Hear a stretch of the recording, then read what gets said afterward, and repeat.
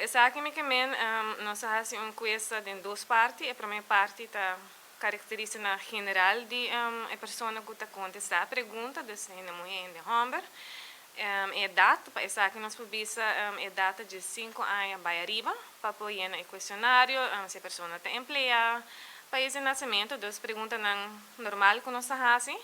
E de duas partes, eigenlijk, a ponência de como a comunidade Aruba está a gente mulher está incluída.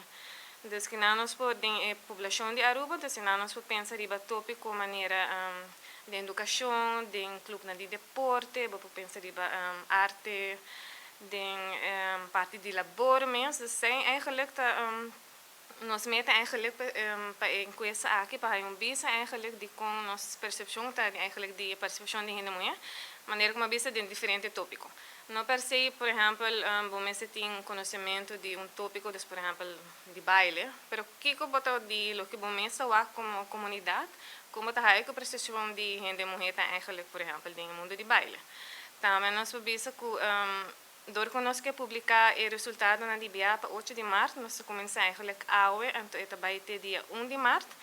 Me pavisa que a enquesta está completamente online, então nós mandamos um link via press release, para também ir no nosso website e Facebook mesmo de CBS, onde cultura rende para eigenlijk diz a enquesta aqui.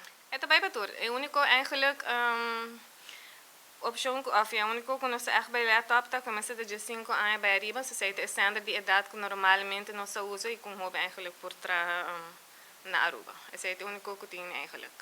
Nós sabemos uma parte agora de percepção de gente mulher mesmo, então com a nata que nós contribuímos na comunidade, mas também com a gente homem, nós com a gente mulher contribuindo na comunidade Aruba. Então é just um link que nós vamos publicar e vamos através 4 idiomas, qual idioma aba que escolhe para fazer enquesta e just um clique.